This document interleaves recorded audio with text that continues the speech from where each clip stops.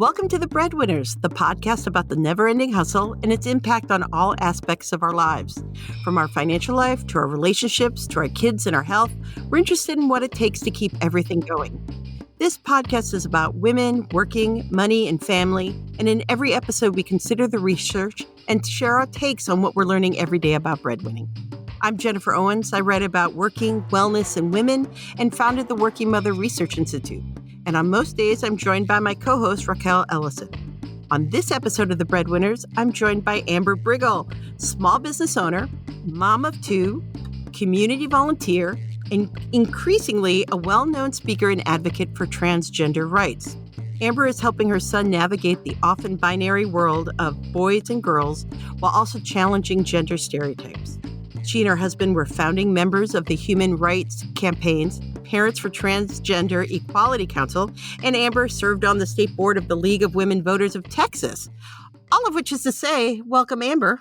Thank you so much, Jennifer, for having me. I'm just so delighted. Anyone who wants me to talk about my kids, I'm happy to talk about my kids all day long. So thank you. Well, and that's okay, I was going to start with this idea of talking about the stats. I'm already off the script. So you did this wonderful TED Talk, which we will link to in the show notes, of course. But one of the things that struck me the most, and I'm going to ask you to tell you a little bit about your background and your story of your family, but is that your response of being not being aggressively girly and all that, that would have been my response too. So to get back on script, the Trevor Project says 1.8% of youth are identify as transgender, and they say it's often an unreported number. And I can make assumptions as to why, but I thought, what a special number. And so what does that number mean to your family? What does it mean when someone says to you, hey, I'm not feeling super girly, and your feminism kicks in? Tell me the whole story. Oh man. So that's an evolution, right? So when my son told me at the age of 2 that he was a boy, at that time I thought he was still a girl. That's what I right? read. Right. Yeah. And this was, so he's 12 now. So this was 10 years ago, Jennifer.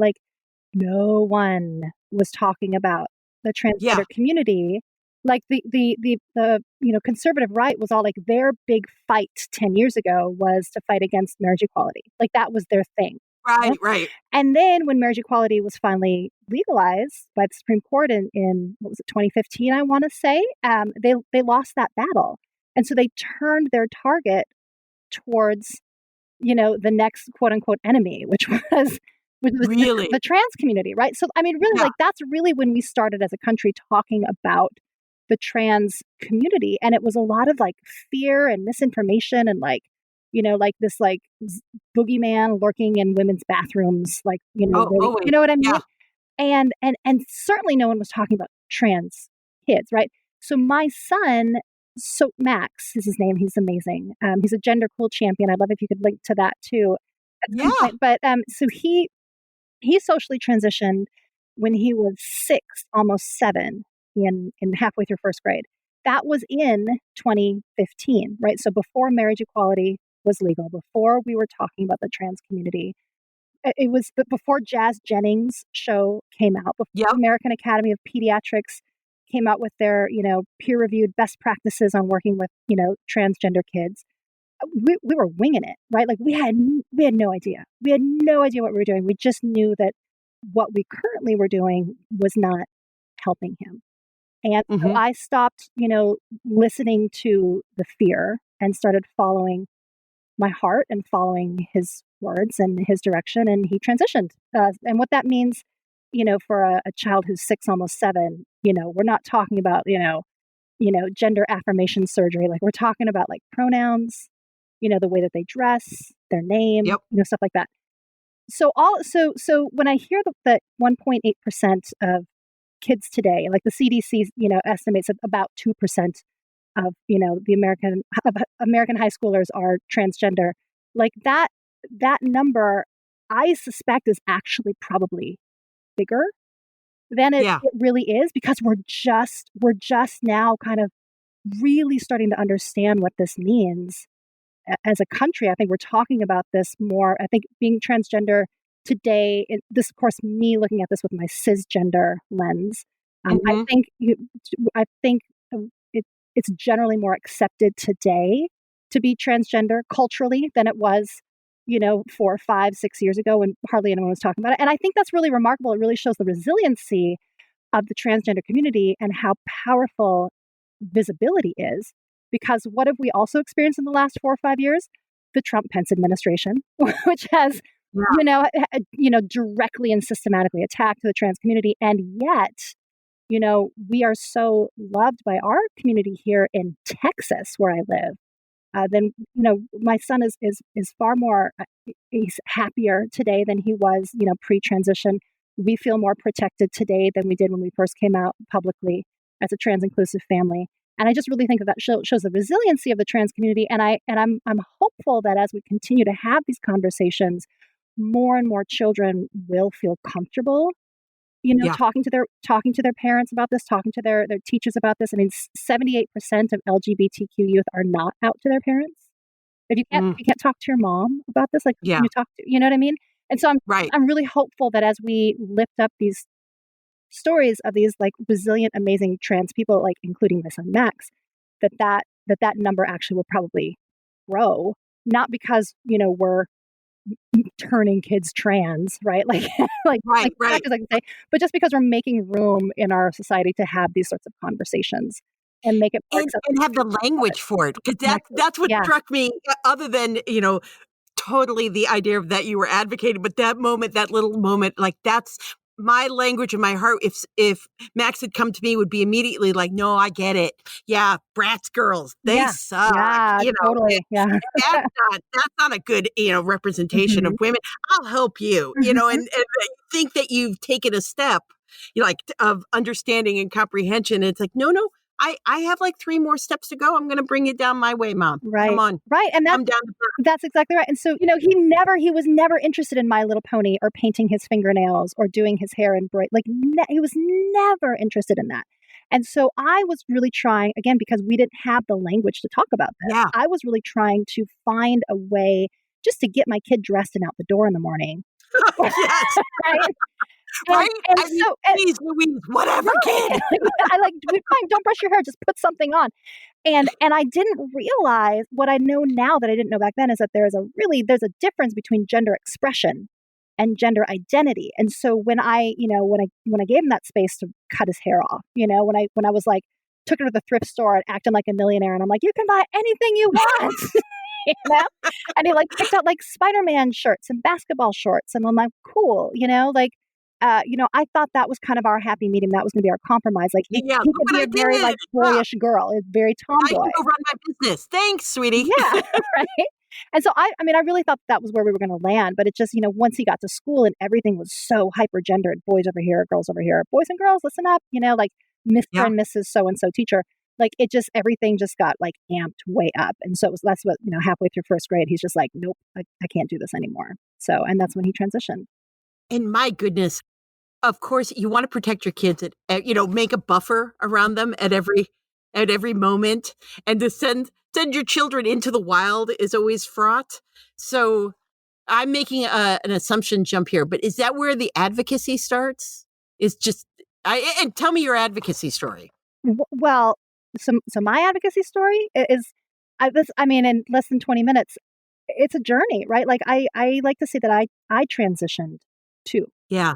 I was raised in the 80s when, the AIDS crisis was tearing through the gay community. And I was taught as a child that basically the lives of gay men were not worth saving. We just did not value, and it's horrible. It is a stain on our nation that we did not do more for the gay community, during the AIDS crisis. Then in the 90s, right, when I was a teenager, the funniest character on Saturday Night Live was Pat, right? This very gender fluid, and we all thought as a country that this was the most, not knowing Pat's gender identity was both hilarious and infuriating for us as a country. And I look on that and I'm like, I cannot believe that was funny. Right. They made a freaking movie out of.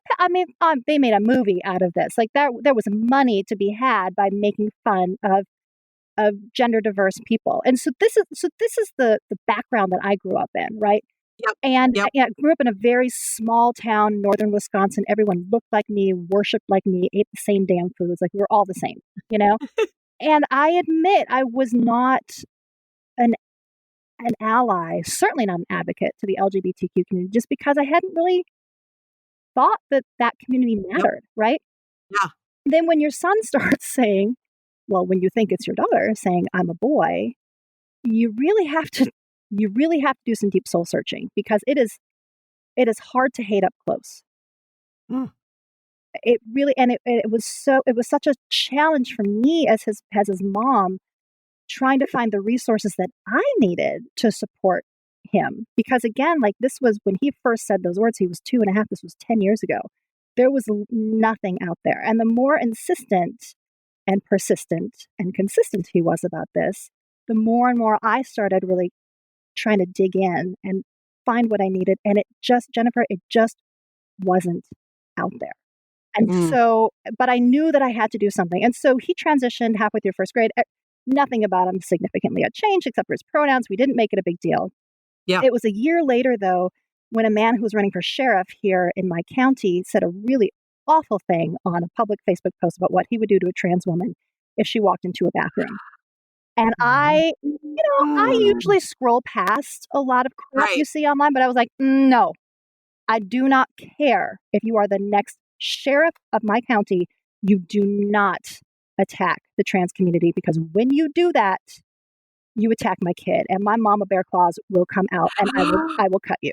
And so I commented on this, and I was like, well, hold on now. And I actually voted in the Republican primary in 2016, not specifically, but in large part so that I could vote for him, because I wanted a change of the old guard, and I really thought he was going to be different. And then he broke my heart a month later with this post. Anyway, he didn't back down, of course, because he's big, tough, sheriff guy, Didn't back down. So I called the news. I'm like, no, like you will be held accountable for this. What I didn't anticipate is that the news would want to hear both sides of the story. So they wanted to talk to us next. And so we made it real clear. We're like, we're not going to say his name. We're not going to show his face. You're not going to show the outside of the house. I'll talk about me. Like, let's talk about my reflections as a mom. And I really wanted to try hard to protect him. Well, this was 2016. This was like, no one was talking really about trans kids. And all of a sudden, like, we just blew up. I mean, everyone wanted to talk to us. And I won't get into the whole long story about, what happened next, but that was in April. By the end of that year, I had already invited the Attorney General of Texas and Paxton to my home. This is good. This is a good story. But by the end of the year, I had already invited him to dinner. He came.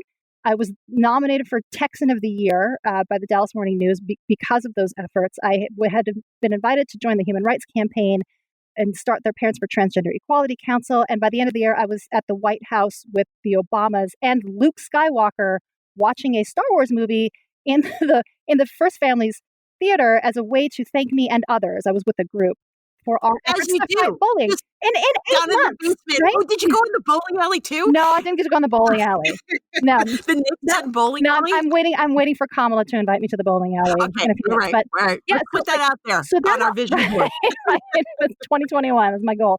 So that all happened in 8 months, and it was really it was like a whirlwind. And so now I want to make clear, I'm not really an exceptional person. I'm a mom. And my family was thrust into this, not necessarily because we are so exceptional, but because we were just one of the first. Really, it was just kind of a timing sort of thing, an accident. And here we are. And I really want to use this voice that I have, this privilege that I have. I'm a small business owner. No one's going to fire me from my job for having a trans kid. Unfortunately, unfortunately, that happens. Parents can't be out about their kids at work because they're afraid that their managers are going to make it harder for them. I've got the privilege of, I'm good. Like, I'm going to use this space. I'm a white, cisgender, college-educated, minivan driving Texas mom in a straight passing relationship. Like, I'm super relatable, right? And so, I try to use this space to, lift up trans voices. And it's a really weird balance because I don't want to make myself central to this because I'm not trans, but I'm really trying to reach out to parents and people who want to be better allies, because I can relate. Like, it's hard. It's confusing. You don't know what you're doing. But here's what I know that my kid needs. Can you help? So. And you just want them to get their dang shoes on and Yeah, get to school. You're sitting in the movie theater at the White House. Mhm. It's awesome. It's like, stop kicking the chair in front of you, Right. kid. Yeah. Like, yes, that's Luke Skywalker. Focus on the movie now. Like, this is fun. Like, don't you get your thumbs on the floor at the White House. Yeah. Like, yeah. No, we don't throw that on the floor at the White House, kid. Come on. Exactly. Relatable, right? So, so the dinner, did you want to hear about that with Oh my God, yes. Ken Okay, Paxton? so yes, tell me all about Okay. this guy, Ken Paxton. Yeah. So Ken Paxton is the Attorney General of Texas. He's arguably my son's biggest threat to equality. He's the one who sued the Obama administration over their transgender guidelines for kids in public schools. Had those guidelines rescinded. Just really not Actively going against your son's needs. Really not a great guy. So I got an invitation to him through a reporter who came to talk to us, and she's like, "Hey, I'm gonna talk to Ken Paxton later today. Do you have anything you want to say?" And this was right after we like the trans community had like lost that lawsuit, and Ken Paxton had won.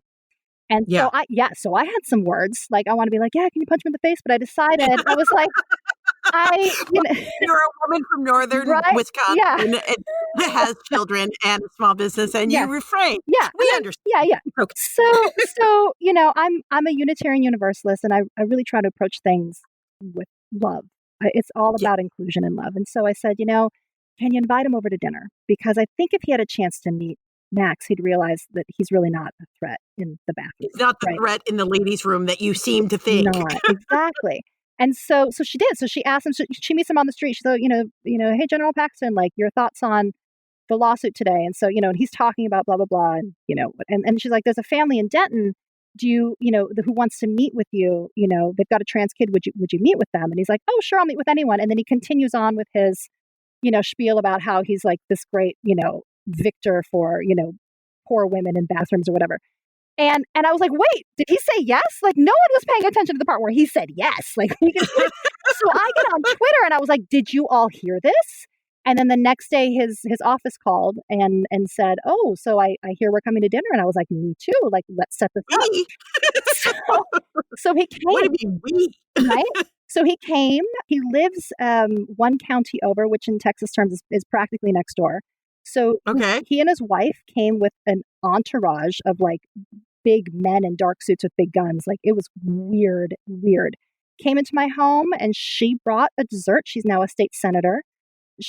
That's delightful. Yeah, She made a homemade dessert, and honestly, Jennifer, it was lovely. Like when you set aside the politics and the cameras and get one-on-one with people, it's relatable, And I really, what's that?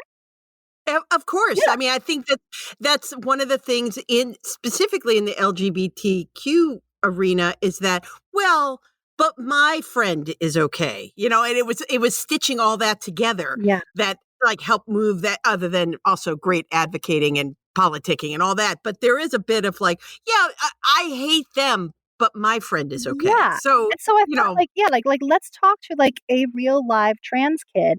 At one point we were washing up for dinner. And Max and Attorney General Paxton are in the bathroom together washing their hands. And I'm just, chatting away to the both of them. And Ken Paxton turns around and looks at me. He's like, this is nice. It's been a while since I've, been around kids this age. Because he's daddy's got, I don't know, 3, 4, 5 kids. And he's like, this is nice. It's been a while since I've been around kids this age. And I'm thinking to myself, I'm like, are you kidding me? You are currently in a bathroom with a transgender child. And it's nice. And it's fine. Are you kidding me? And I was like, sure, let's go sit down and eat. And I'm just seething inside. I'm like, I cannot believe this. Oh, anyway, dinner, it was fine. We kept him for 2.5 hours. It was lovely. He left. He promptly forgot all about my son. And I really thought that we would have been able to reach him as an individual. But instead, what we did is we elevated the conversation nationwide. And at the end of the day, he's just one man and he works for us. And so I feel like that dinner, though it didn't have the outcome we had hoped for, had a better outcome. And I'm very grateful for that. I don't regret having him over for dinner, but I do wish he would have been more receptive, I guess. Like the cause and effect would have been more direct, Yeah. So, well, it's National Transgender Awareness Week when we're talking. Mm-hmm. I think we're still in it We right are. now. Yes, it goes November 13th through the 19th annually, and on November 20th is Transgender Day of Remembrance. So mark your calendars. It happens every year. Yeah. This is a busy week for you, I would assume. So, yes, what's going on? It is, yes, and it's busy for me every year. So I organized a panel. It was fantastic. I do it every year through my church. It's just a transgender awareness panel. And in previous years, it's always been face to face. We invite the whole community. I start the panel with a few questions. Then people in the audience can submit questions. Like a panel. Yeah. This year we did it online. Obviously, can't be face to face, and it was fantastic. I had Stella Keating, who's another gender cool champion, along with Max. She is this like budding aspirational politician, future president of the United States, podcast host herself. She's amazing. Yeah. Talking politics, I had Gavin Grimm, who sued his Virginia high school for his right to use the bathroom when he transitioned. His case was set to be heard at the Supreme Court before it was passed down to the lower courts. I had a two-spirit individual from South Dakota who's the people in South Dakota are just doing amazing things fighting back these anti-transgender bills that keep popping up in their state legislature, which is, super majority Republicans. I think in the state Senate, they've got like 30 Republicans and only 5 Democrats, and they still keep beating all these bills because they're just so well organized in South Dakota. Anyway, I had them on the show, and then I had a trans man from my own church who joined us. And it was amazing. It was a 2-hour event. It was fantastic. I helped plan a church service that morning where we had a transgender minister, Baptist minister from Canada speak with us. It's fantastic. And I'm really happy that the longer that I get involved in this, the less and less I need to do because more and more trans voices are being amplified. That's awesome. In this conversation. So it's been very busy for me, but actually less busy than previous years. And for that, I'm very grateful. Yeah. Well, and so where is the effort that you're working on now? Like, where's the fight for you and your family? Yeah, I'm looking forward to I'm looking forward to 2021. Yay, vaccine and Biden in the White House. Yay. But I'm not looking forward to 2021 because the Texas legislature is going to be reconvening. So our state legislature convenes every 2 years for 140 days. The only thing that they have to do is pass a damn budget, but they always try and break everything. Like squeeze something awful in? Yeah. Yeah. So we did not in Texas flip the Texas House as we had anticipated. I think Texas is solidly purple, which is fantastic. Thanks to gerrymandering and voting suppression, we did not get as many seats turned over in the Texas House as we had hoped for. So we're going to be looking at fighting these anti-LGBTQ bills, which will be filed. There've been 46 or so bills filed in state legislatures across the country thus far, specific to trans youth, whether it's not allowing them to play on sports teams that align with their gender identity, or the real scary ones are the ones that will criminalize transitional health care for trans youth and make their pediatricians felons. Right? Yeah. And that is terrifying. So we will be seeing bills. Both of those bills I anticipate will be seen here in Texas. Another state. Yeah. Exactly. As well as stripping away, if cities, there's a handful of cities here in Texas that have passed equality ordinances at the local level. And so we're always fighting that every year. The state always wants to strip those away, which is hilarious and infuriating because it's all about local control here in Texas. And then they want to paint a broad until we don't like the way they're controlled. Exactly. Right. So I am going to be busy starting January through May, trying to mobilize and whack-a-mole with these things, right? Exactly. Yeah. Exactly. Well, and that they all think that they're the first one, like they're being sneaky. That's it. They, like, dude, it's the same legislation the other county tried to do. Right. We see you. We see you. Exactly. Yeah. So I'll, and all my free time between, my children who are still doing online school and trying to rebuild my massage business when you can't keep 6 feet apart during a pandemic, I will also be trying to, save the trans youth from certain doom. So so it just keeping your just a couple of things going on. Send wine, that would be great. So, well, I think that we'll put links in. I'm going to ask you to send me stuff so that we can include. So and, like, nowhere to go to watch for these bills in their own backyards, if that's a thing that they can look for. Yeah. That'd be Yeah. awesome. Yeah. I'll send you some stuff. Thank you for joining us on The Breadwinners. Our guest today was Amber Briggle. You'll find links to what we're talking about, links to stuff you should learn about in the episode description wherever you listen to podcasts. Visit us anytime at thebreadwinnerspodcast.com to ask a question, share your story, offer some feedback. How are you making it work? We'd love to know. Please remember to subscribe to our podcast and to rate and review it. It helps us grow. Let us know what you think about The Breadwinners. Help us tell the stories that mean the most to you. And until next week, keep hustling.